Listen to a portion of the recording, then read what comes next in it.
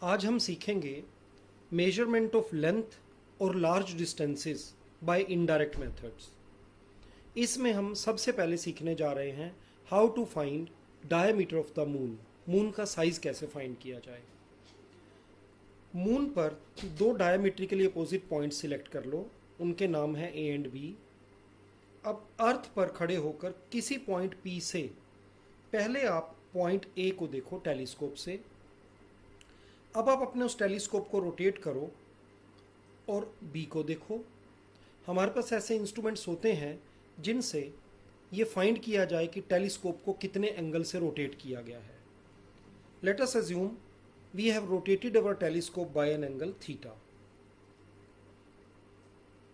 ए से बी तक जो आर्क है लेट इट बी एल, और मून का अर्थ से distance let it be are.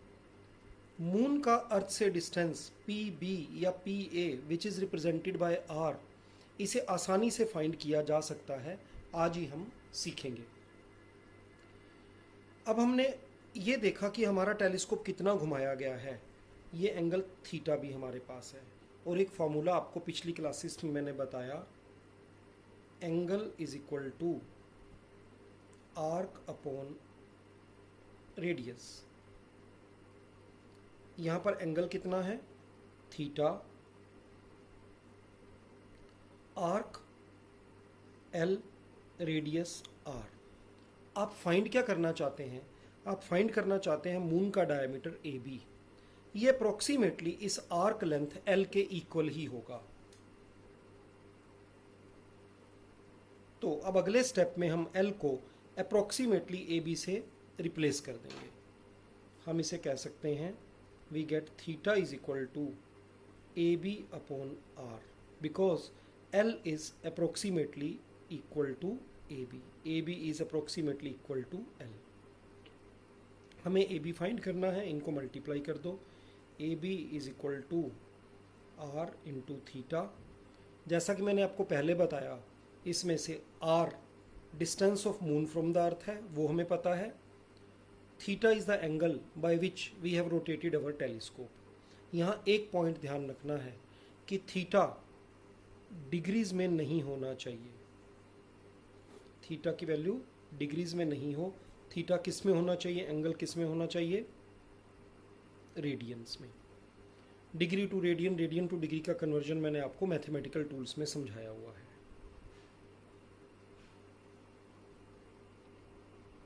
Next topic हम पढ़ने जा रहे हैं लेज़र मेथड।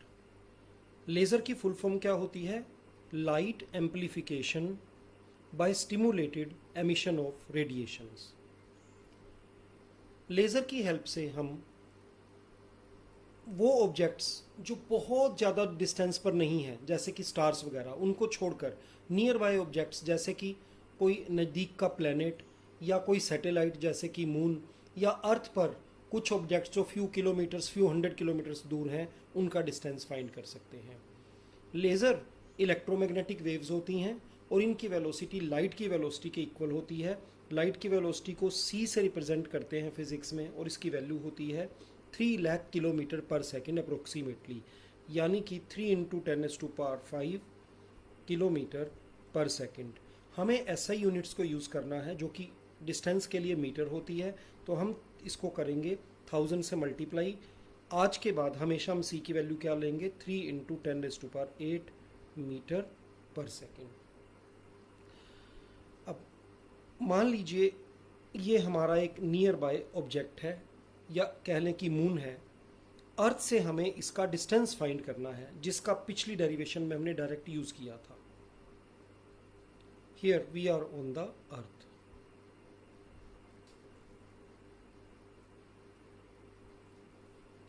अर्थ के किसी पॉइंट से हम मून की तरफ या सामने वाले ऑब्जेक्ट की तरफ लेज़र बीम को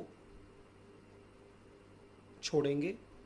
लेज़र बीम जब वहाँ मून के सरफेस से स्ट्राइक करेगी या सामने वाले ऑब्जेक्ट को स्ट्राइक करेगी, तो कुछ तो एब्जॉर्ब हो जाएगी, कुछ डिफरेंट डायरेक्शन में स्कैटर हो जाएगी, जिसमें से कुछ पार्ट हमारे तक वापस भी आएगा। मान लीजिए अर्थ से मून तक का डिस्टेंस है r, और इस क्वेश्चन में मुझे r ही फाइंड करना है। तो इस लेज़र बीम ने अर्थ के पॉइंट P से मून के सरफेस तक पॉइंट M तक जाने में कितना डिस्टेंस ट्रेवल किया R, और वापस आने में भी कितना डिस्टेंस ट्रेवल किया R। तो टोटल डिस्टेंस जो इस लेज़र को पॉइंट P से जाकर वापस P तक आने में यूज हुआ वो डिस्टेंस कितना है R plus R, that is 2R। Distance travelled by laser is 2R। हमें ये पता है कि स्पीड या वेलोसिटी होती है। अब यहाँ स्पीड या वेलोसिटी इसका जो डिफरेंस है वो जब हम अगला चैप्टर पढ़ेंगे तो देखेंगे। अभी आप फिलहाल for time being speed velocity में डिफरेंशिएट ना करें, late it B same. Velocity जब भी मैं बोल रहा हूँ तो वेलोसिटी के मैग्नीट्यूड की बात हो रही है। स्पीड होती है डिस्टेंस अपॉन टाइम। हम अपनी हाई क्वालिटी वॉच की हेल्प से, स्टॉप वॉच की हेल्प से या कंप्यूटर की हेल्प से ये फाइंड कर सकते हैं कि P से M तक जाने में और वापस आने में इस रे ने, इस लेज़र ने कितना टाइम लगाया। Let the time taken by laser be delta T. याद है आपको डेल्टा क्यों लगाया गया है? डेल्टा इंडिकेट कर रहा है कि टाइम बहुत ज़्यादा नहीं है, टाइम छोटा ही होगा, so let it B delta T. यहाँ पुट करें इन सारी वैल्यूज़ को। लेज़र की स्पीड है c, लेज़र ने यहाँ डिस्टेंस कितना ट्रेवल किया है 2r, और टाइम कितना लिया है डेल्टा टी या डी टी। मुझे r फाइंड करना है। 2r will be c into D T and r will be half of c into delta T. हमें velocity of light, velocity of laser, velocity of electromagnetic waves पता है 3 into 10⁸, वो यहाँ put करेंगे। हमने time अपने कंप्यूटर या high quality watch की हेल्प से एग्जैक्टली कैलकुलेट कर लिया है। इनको यहाँ पुट कर कैलकुलेट करेंगे तो मून तक का डिस्टेंस आ जाएगा।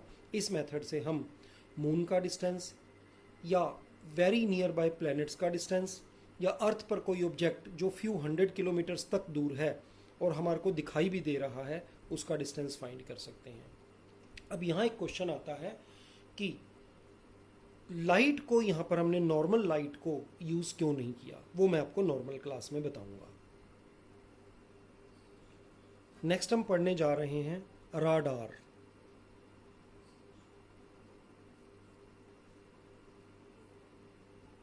राडार की फुल फॉर्म है रेडियो डिटेक्शन एंड रेंजिंग। इसमें हम लेज़र वेव्स की जगह पर, लेज़र बीम की जगह पर रेडियो वेव्स यूज़ करते हैं। Again radio waves are electromagnetic waves, और इलेक्ट्रोमैग्नेटिक वेव्स क्या होती हैं, कैसे प्रोड्यूस होती हैं, उनकी क्या प्रॉपर्टीज़ हैं, उनके क्या यूजेस हैं, सब हम नेक्स्ट क्लासेस में पढ़ेंगे, स्पेशली 12th क्लास में। रेडियो वेव्स इलेक्ट्रोमैग्नेटिक वेव्स हैं तो वेलोसिटी उनकी भी c होगी, हमें पहले से ही पता है। मान लीजिए हमारे पास अर्थ पर सामने हमारे एक ऑब्जेक्ट है और हम यहाँ खड़े हुए हैं। यहाँ से हम रेडियो वेव्स को इस ऑब्जेक्ट की तरफ भेजेंगे। इन्होंने डिस्टेंस ट्रैवल किया s जाने में, और फिर सेम ही डिस्टेंस हम तक वापस आने में भी ट्रैवल हुआ। दिस डिस्टेंस इज s, बिल्कुल पहले की ही कॉपी हो रही है। Distance becomes 2s, time is delta t, तो पहले ही की तरह हमारे s की वैल्यू कितनी आ जाएगी, half into c into delta T. अगर मैंने डिस्टेंस के लिए r यूज़ किया था तो अल्टीमेटली आपको r की वैल्यू मिलेगी, अगर मैंने s यूज़ किया तो हमारे को s की वैल्यू मिल जाएगी। इसका बहुत ज़्यादा जो प्रैक्टिकल यूज़ होता है वो होता है एरोप्लेन्स का डिस्टेंस फाइंड करने में, और उस इंस्ट्रूमेंट को भी हम राडार के नाम से ही बुलाते हैं। हालांकि राडार एक मेथड का नाम है, और इस मेथड में फुल फॉर्म क्या है, radio detection and ranging. Radio waves की हेल्प से किसी ऑब्जेक्ट को डिटेक्ट करना, एंड रेंजिंग मीन्स उसके डिस्टेंस को भी फाइंड करना। सामने हमारे एक एरोप्लेन है, आपने एक रफ सा डायग्राम बनाना है। डायग्राम बनाने में टाइम को वेस्ट नहीं करना। राडार से electromagnetic waves, radio waves aeroplane की तरफ जाएंगी और फिर वो वापस आएंगी। यही डायग्राम मैंने मॉडिफाई कर दिया है। s total distance is 2s, time is delta t, और s will be half of c into delta t।